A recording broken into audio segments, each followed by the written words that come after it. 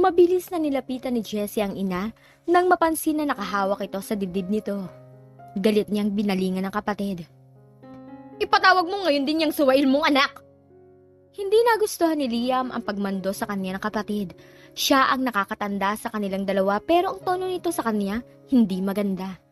Ayaw na niyang dagdagan pa ang sama ng loob ng ina dahil sa kanyang anak. Kaya nanahimik na lamang siya. Kahit naiinggit natuwa si Melissa at muling na-disappoint ang abuela kay Ashley. Maging ang ina ay napangiti na rin. Hindi na sumama si Jessie sa asawa na umalis at hinayaan itong ayusin ang paglabas ni Beauty sa kulungan. Si Melissa hindi rin umalis at gustong masaksihan kung paano sabunin ng pamilya si Ashley. Narinig niya kanina na galit ang tiyuhin habang kausap ang anak nito. Mariing naipikit ni Ashley ang mga mata matapos makausap ang ama. Tinanghali na siya ng gising dahil umaga na yata siyang nakatulog kagabi.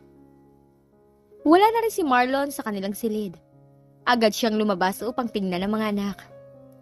Ate, nakalis na si Mr. Marlon. Ibinili niyang huwag ka na munang lumabas ng bahay at ang mga bata. Pero kailangan kong pumunta sa bahay. Hindi ko alam kung paano nalaman ni Dad ang tungkol sa kasal ko. Isasama niyo po ba ang kambal? Nag-aalalang tanong ni Nida. Hindi na, ikaw na munang bahala sa dalawa. Hindi na hinintay ni Ashley ang sagot ni Nida at nagmamadaling bumalik sa kaniyang silid. Ayon sa ama, galit ang kaniyang abuela at nahirapan itong huminga nang makita ang balita, kaya sobra din siyang nag-alala. Natuwa na sana si Beauty nang ibalita ng abogado na inurong na ang kaso laban sa kanya. Makakalabas na rin siya pero nang marinig ang balita tungkol kay Ashley, muling nasira ang kanyang araw. Ang kapal mukha niya! Nagawa niyang pakasaya kahapon habang ako dito nagpapakahirap? Nanggigil na sabi ni Beauty habang hinihilot ang binti at balikat. Pakiramdam niya ang pangit niya rin ngayon dahil sa kakaiyak kahapon. Huwag ka na magalit at karma ang maniningil sa babaeng yon. Napangiti si Beauty at tama ang ina. Tiyak na galit na naman ang abuela nila dito. Pero naiinis pa rin siya sa kaalamang hindi na matatawag na bastardo ang mga anak nito. Gusto niya makilala ang sino man ang ama ng kambal. Dumaan muna si Elizabeth sa salon at nagpaspa ang anak. Nagkaroon din kasi ito ng eye bag. Mabuti na lang hindi na ibalita ang tungkol dito dahil ginawa ng paraan ng kanyang asawa. Sa opisina, nabalitaan ni Marlon na aalis si Ashley mula kay Joseph. Ilang sandali pa si Jomar naman ang kumatok sa kanyang opisina. Sir, tumawag po si Miss Melissa. Sandaling tumigil si Jomar sa pagsasalita. Nang sumenyas ang binata, ay saka siya nagpatuloy. Gusto daw po kayo makausap ng abuela nito. Sandaling napaisip si Marlon bago binitiwan ang hawak na papeles. Ihanda mo ang sasakyan. Mabilis na tumalima si Jomar upang sundin ang utos ng binata. Hindi alam ni Melissa kung pupunta ba si Marlon, pero naihiling niyang sana pumunta upang may mapumuka siya kay Ashley na hindi lang ito ang maswerte sa lalaki.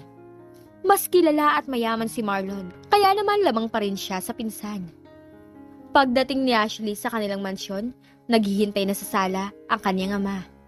Masama ang tingin nito sa kanya at alam niyang galit ito. Pero ang mas ikinagulat na ay ang makita si Marlon na nakaupo rin sa kanilang sala. Nang magsalubong ang kanilang tingin, hindi niya mababasa ang kung ano ang iniisip nito. As usual, blanco ang ekspresyon ng mukha nito, kaya kinakabahan siya. Iha, dahan-dahan. Baka mapano kayo ng apo ko. Saway ni Elizabeth sa anak habang inaalalayan nito sa pagbaba ng hagdan. Nabaling ang tingin ni Ashley sa magina.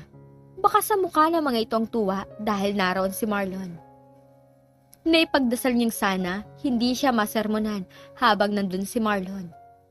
May bahagi ng puso niya ang naiinis sa isiping naroon si Marlon para kay Melissa. May karapatan naman siguro siyang magalit kung makipagmabutihan sa ibang babayang binata. Kasunod ng dalawa si Beauty at mukhang hindi man lang ito nakaranas ng hirap kagabi sa kulungan. Pakiramdam ni Ashley biglang sumikip ang mansyon. Sigurado siyang darating din si Justin upang makapagyabang sa kanya ang babae. Tama lang ang dating mo, maupo ka dito. Tawag ni Liam sa anak. Napatingin si Ashley kung saan nakaupo si Marlon.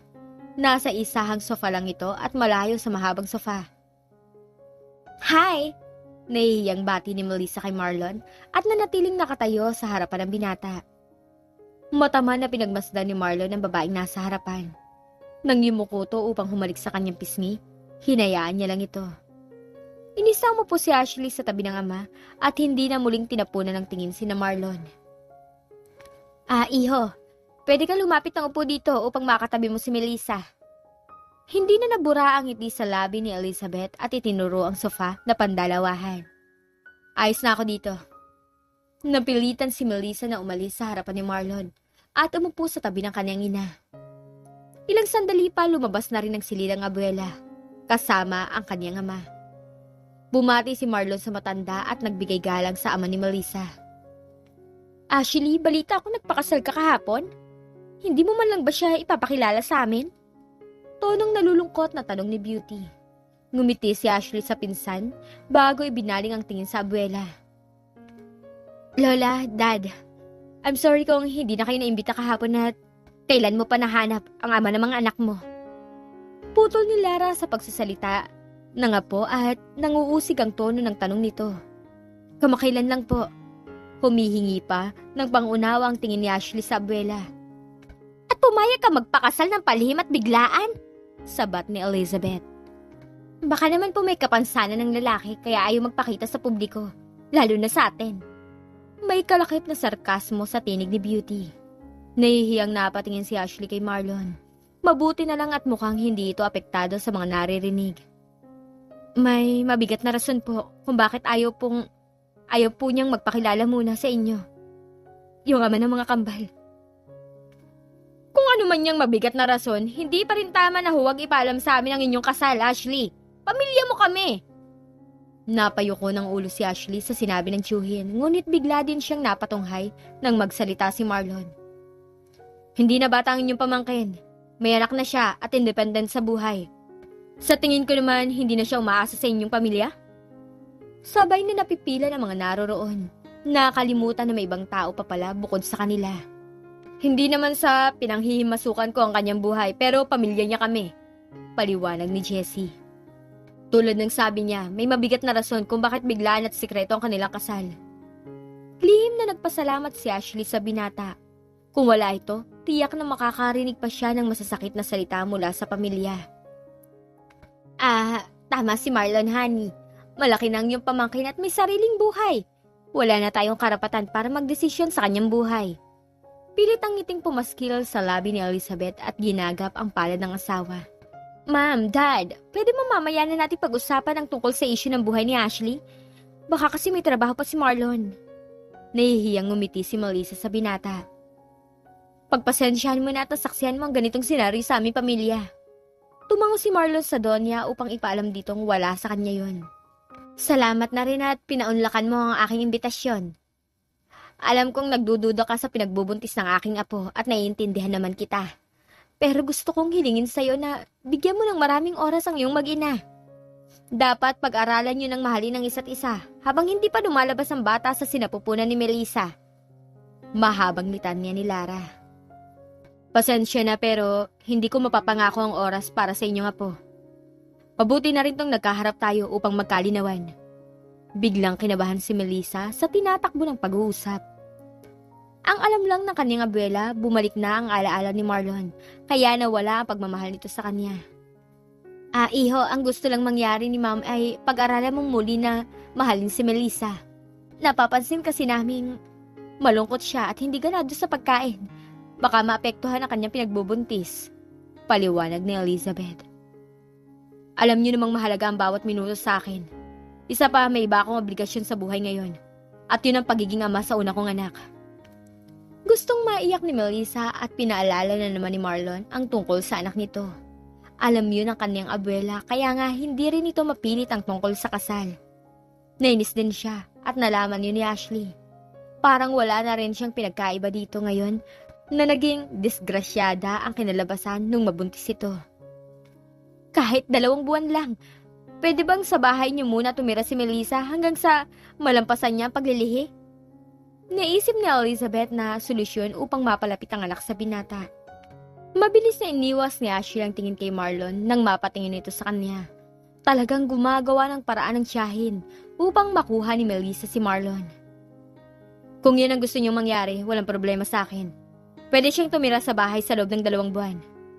Hindi makapaniwalang napatingin muli si Ashley sa binata. Gusto ba siyang pagtaksilan nito? Malinaw sa napagkasundoan nilang kontrata na bawal makipagrelasyon sa iba sa loob ng 2 taon. Pilit na sinupil ni Melissa ang ngiti sa labi dahil sa tuwa. Ang akala niya hindi papayag ang binata, pero mukhang hindi man lang ito nagdalawang isip at sumang-ayon agad sa suggestion ng kanyang ina. Kinikilig na niyakap ni Beauty ang kapatid at masaya siya para dito. Ipapasundo ko na lang sa akin driver ang anak niyo kapag ready na siya. Dugtong ni Marlon. Gusto sanang sabihin ni Melissa na ready na siya, ngunit baka makahalata naman ng binata na planado nila yun ng ina. Ang totoo, nakahanda na ang dapat niyang dalahin. Kahit hindi pa alam kung papayag si Marlon. Walang problema sa amin kung magsasama na kayo ng aking anak. Nakabubuti na rin to upang mamatay ang hindi magandang balita tungkol sa kanyang pagbubuntis. Tumango si Jessie at natuwa dahil nabawasan ang kanilang problema.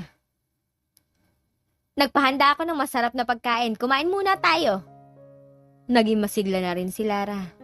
Napilitan na rin si Ashling sumalo sa pananghalian kahit nawalan na ng gana.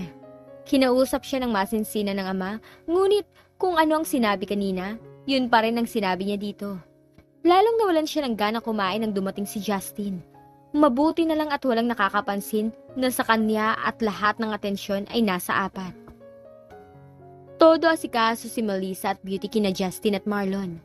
Palihim na sinusundan ng tingin ni Justin si Ashley nang tumayo na ito. Ilang sandali lang ang pinalipas, sinundan niya ito. Nagulat si Ashley nang paglabas niya ng bathroom na karugtong lang ng sala ay naroon si Justin. Ashley, alam kong hindi totoong ikinasal ka na. Problema mo na yan kung ayaw mo maniwala.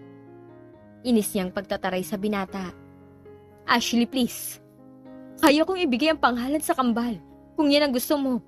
Para hindi na sila matawag na bastardo. Hindi makapaniwalang napatitig si Ashley sa lalaki. Mukha na itong desperado gayong may iba na itong babae. Pakakasalan kita anumang oras sa gusto mo. At kung ayaw mong malaman nila, upang makaiwas sa gulo, pwede tayong mamuhay sa ibang bansa. Are you crazy? Tumawa ng pagak si Ashley at lumayo sa binata. Mabilis na hinawakan ni Justin ang braso ng dalaga upang hindi makalayo sa kanya. Hindi mo ba narinig na may asawa na siya? Sabay na nagulat sina Ashley at Justin sa kinatatayuan nang marinig ang tinig ni Marlon. Unang natauhan si Ashley. Mabilis niyang iwinaksi ang kamay ni Justin sa takot na magalit sa kanya si Marlon. Nag-uusap lang kami pare. Halata sa boss si Justin na nagpipigil itong maging arogante sa kaharap. Hindi ba dapat ang kinakausap mo yung fiancé mo? Aroganteng tanong ni Marlon. Umangat ang sulok ng labi ni Justin at pailalim na tinitigan si Marlon. Baka sa mukha ang pagkaasar dahil sa pangistorbo nito. Ikaw, bakit ka nandito? Hindi ba dapat intindihin mo na lang yung nobya mo? She's not my girlfriend. Malamig na pagtatama ni Marlon. Justin, tama na! Mahina at may diin na saway ni Ashley sa binata. Sinaman niya ito ng tingin bago tinalikuran. Bago lampasan si Marlon, pinukol niya rin ito ng makahulugang tingin. Nagmamadaling nagpaalam na si Ashley sa abuela at ama upang makaiwas kay Justin. Sa akin ka na sumabay. Dahan-dahang nilingon ni Ashley ang nagsalita. Ang akala niya makakaiwas siya sa gulo. Pero sa ginawa ni Marlon, mukhang dobleng gulo ang mangyayari. Pero nang maalala ang kayabangan ng mga pinsan, kinuha na rin niya ang pagkakataon na to. Hindi ba nakakahiya? Bahagyang umangat ang sulok ng labi ni Marlon nang marinig ang sagot ni Ashley. Hindi yun ang inaasahan niyang sasagot nito. Oo nga iho, nakakahiya naman kung maabala ka pa ni Ashley. Ipahatid ko na lamang siya sa aming driver. Sabat ni Elizabeth bago tinapunan ng makahulugang tingin si Ashley. Hindi pinansin ni Ashley ang banta ng tiyahin. Hinarap niyang muli ang binata at umaktong inosente. Pero kung hindi naman nakakabala sa iyo ay salamat. Naikuyom ni Melissa ang palad at nagpigil na masabunutan si Ashley. Ashley, ipapahatid ka na nga sa driver, di ba? Pangit tingnan kung sasabay ka kay Marlon. Ano ang masama kung sasabay siya sa akin? Natahimik si Melissa lalo na at salubong na ang kilay ni Marlon. Halatang hindi ito natuwa sa tabas ng kanyang dila. Walang masama pero sa mata ng ibang taong makakakita hindi maganda. Tiyak na bibigyan nila ito ng kahulugan. Lalo na at alam ng lahat na ikaw ang ama na pinagbubuntis ng aking kapatid. Naisip mo yan ngayon? Makahulugang tanong ni Ashley kay Beauty. Ashley, wag kang immature. Alam mo na ang tama at mali. Lalo na't may asawa ka na rin. Saway ni Elizabeth kay Ashley. Sa akin ka na lang sumabay, Ashley. Palis na rin ako. Alok ni Justin. No! Marlon said. No! Nagsabay pa sila ni Marlon sa pagsasalita. Hinding-hindi makakapayag si Beauty na magsama ang nobyo at ang pinsan. Sa akin siya sasabay. May pag-uusapan din kami tungkol sa nangyari sa hawak niyang project noon. Ngumiti si Ashley kay Melissa bago kay Beauty. Alam niyang nagpupuysa sa galit ang kalooban ng mga pinsan ngayon. Lalo na si Melissa. Hintayin na kita sa sasakyan. Lalong lumawak ang ngiti sa labi ni Ashley nang tumalikod na si Marlon. Sigurado ka bang minahal ka niya? Nangaasar niyang tanong kay Melissa. How dare you? May balak kang agawin sa akin si Marlon. Huwag mo nang ituloy dahil hindi ako makakapayag. Nanlilisik ang mga mata ni Melissa dahil sa galit. Oh, bakit ka nagagalit? Parang malaking kasalanan ang gagawin ko gayong nung ginawa ng iyong kapatid yan sa akin natuwa pa kayo? Nangaasar ang ngiti sa labi ni Ashley. Hindi niya nagawang lapitan si Ashley dahil pinigilan siya ni Justin. Huwag mo akong subukan dahil kaya kita ibalik sa kulungan. Banta niya kay Beauty. Tama na yan at baka marinig kayo ng inyong lola at ama. Saway ni Elizabeth sa dalawang anak. Nakulong? Naguguluhang tanong ni Justin. Oh, hindi mo alam kung saan natulog ang mga agaw kong pinsan? Nanguuyam niyang tanong kay Justin. Huwag ka makinig sa kanya, babe. Sadyang bitter pa rin siya, kahit na may asawa na siya. Yumakap si Beauty sa binata. Nag-iwan ng nakakainsultong ngiti si Ashley sa dalawa bago tumalikod. Ma'am, hindi pwedeng mapalapit siyang muli kay Marlon. Masama ang kutob ko na gusto niyang gumanti kay Beauty at ako ang naisip niyang gamitin. Sabi ni Melissa. Huwag ka nga mag-overthink. May asawa na siya kaya hindi mangyayari ang iniisip mo. Mahinahon na pangalo ni Elizabeth sa anak. Inis na iniwan na ni Beauty ang ina at kapatid dahil umalis na rin si Justin. Pagkasakay ni Ashley sa kotse ni Marlon, agad yung umalis. Ayoko nakikipag-usap ka muli dun sa lalaking yun. Nilingon niya si Marlon nang nakaupo na sa kanyang tabi. Ang dilim na naman ang aura ng mukha nito pero hindi siya dapat matakot dito. At nangingibabaw ang inis na nadarama para rito.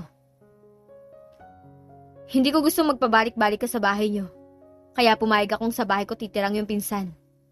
Nanatiling tahimik si Ashley at hindi pa kumbinsido sa paliwanag ng binata. Isa pa, ayaw kong kinukulit ako ng iyong pamilya gamit ang kanyang pinagbubuntis. Siguro naman wala na silang masasabi ngayong titira na siya sa bahay. Kahit papano ay natuwa si Ashley. Dahil nagpapaliwanag sa kanyang binata kahit hindi naman ito obligado. Huwag kang mag-alala dahil sa kondo ako madalas natutulog or sa bahay natin. Nakagat ni Ashley ang loob ng bibig upang supilin ang ngiting gustong sumilay sa kanyang labi. Parang gusto niyang kiligin sa mga narinig. Napabuntong hininga si Marlon nang ayaw pa ring magsalita ng kanyang kausap. Binalingan niya si Jomar at tinutusan ito. Dalhin mo kami sa restaurant. Nagtatanong ang tinging ipinukol ni Ashley sa binata. Hindi ka nakakain na maayos kanina. Hindi tumitingin na sabi nito kay Ashley. Napalabi si Ashley. Ang buong akala niya kanina, hindi siya napapansin ng binata dahil ang magkapatid ang bida kanina sa hapagkainan. Jomar, ano ang dapat gawin kapag nagsaselos ang sawa? Napamulagat ng mga mata si Ashley nang marinig ang tanong ni Marlon sa kanilang driver. Napaubo si Jomar bago tumingin sa front mirror. Sir, ang alam ko dapat nilalambing at hinahalikan. Lalo lamang nanlaki ang mga mata ni Ashley at sinama ng tingin si Jomar. Mukhang napagkaisahan pa siyang tuksohin ng dalawa. Sinang nagsiselos? Sita niya kay Marlon. May iba pa ba akong asawa bukod sa'yo? Awang ang bibig na napatitig si Ashley kay Marlon. Mukhang namalikmata ang tingin niya dito nang mapansin ang matipid ngunit mapanukso nitong ngiti. Teka, ako? Nagseselos? Pagtataray ni Ashley upang pagtakpan ang tunay na nadarama. Napagsalita rin kita. Muling umawang ang labi ni Ashley at hindi makapaniwalang napatitig sa mukha ng binata. Hindi niya akalaing may ganitong sense of humor ang binata. Ang akala niya, may pagka-arogante at dominante lang ang ugali nito, na hindi marunong ngumiti lalo na ang magbiro. Napangiti na rin si Jomar habang nakikinig sa pag-uusap ng dalawa. Hindi niya masisisi si Ashley kung nagugulat ito sa ipinapakitang ugali ng amo. Hindi na tumutol pa si Ashley nang isama siya ni Marlon sa isang sikat na restaurant. Ngayon niya ramdam ang gutom at late na for lunch ang oras. Kailan kaya ipapaalam ni Ashley at Marlon ang tunay nilang relasyon?